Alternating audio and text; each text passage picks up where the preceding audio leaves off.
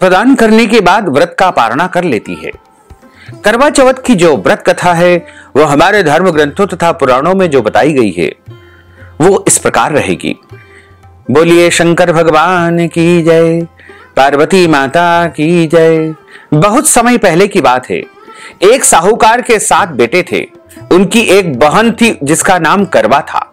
सभी सातों भाई अपनी बहन से बहुत प्रेम करते थे, यहां तक कि वे पहले उसे भोजन करवाते फिर स्वयं भोजन पाते थे।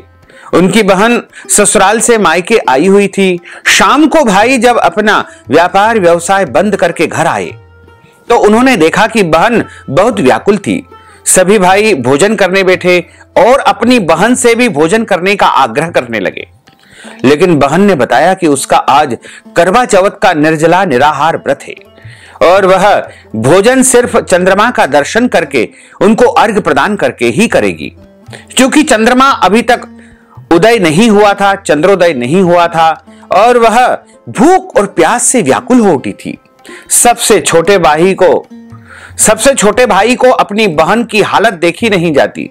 वह दूर पीपल के पेड़ पर एक दीपक जला करके चलनी की ओट में रख देता है।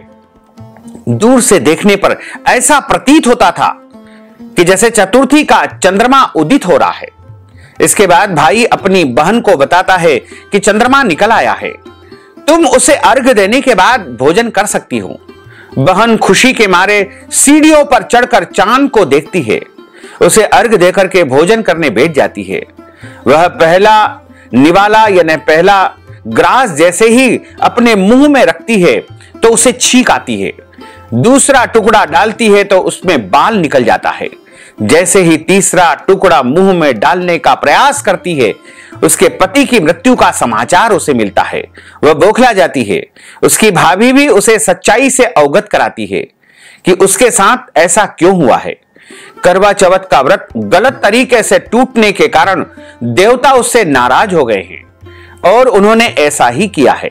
सच्चाई जानने के बाद करवा निश्चय करती है कि वह अपने पति का अंतिम संस्कार नहीं होने देगी और अपने सतीत्व से उन्हें पुनर्जीवन दिलाकर रहेगी।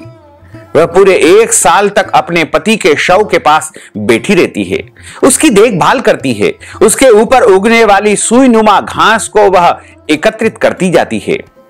1 साल बाद फिर करवा चौथ का दिन आता है।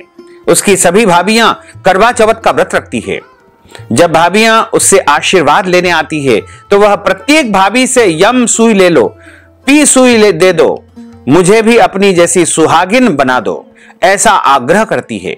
लेकिन हर बार भाभी उसे अगली भाभी से आग्रह करके कहकर चली जाती है।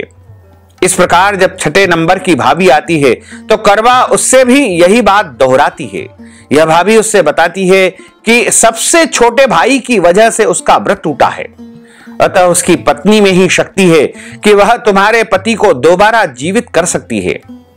इसलिए जब वह आए तो तुम उसे पकड़ लेना और जब तक वह तुम्हारे पति को जिंदा न कर दे उसे छोड़ना मत, ऐसा कह करके सभी चली जाती है। सबसे अंत में छोटी भाभी आती है। करवा उनसे भी सुहागिन बनने का आग्रह करती है, लेकिन वह टालम टोल करने लगती है। इसे देख करके उन्हें जोर से पकड़ लेती है और अपने सुहाग को जिंदा करने के लिए कहती है।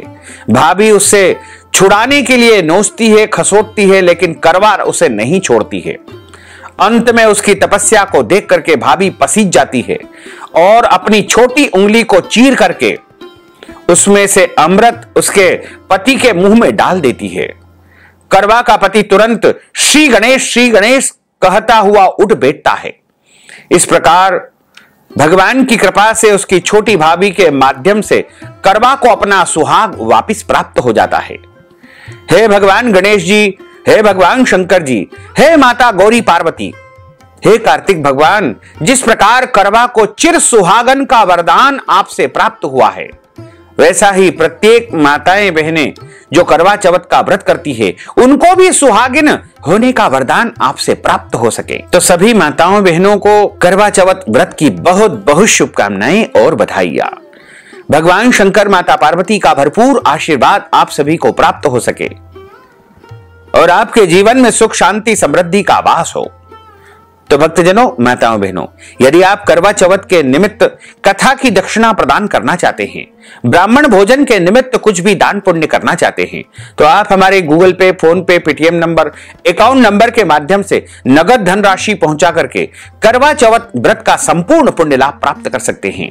साथ ही आप सभी से अनुरोध है कि हमारे इस ज्ञानवर्धक वीडियो को अधिक से अधिक लोगों को शेयर करिएगा, लाइक करिएगा, कमेंट करिएगा। और यदि अभी तक आपने सब्सक्राइब नहीं किया है तो अभी और इसी समय सब्सक्राइब कर लीजिए, ताकि इसी प्रकार की ज्ञानवर्धक वीडियो आपको सबसे पहले प्राप्त हो सके। आपको और आपके पूरे परिवार को सादर जय श्री कृष्ण, सादर धन्यवाद।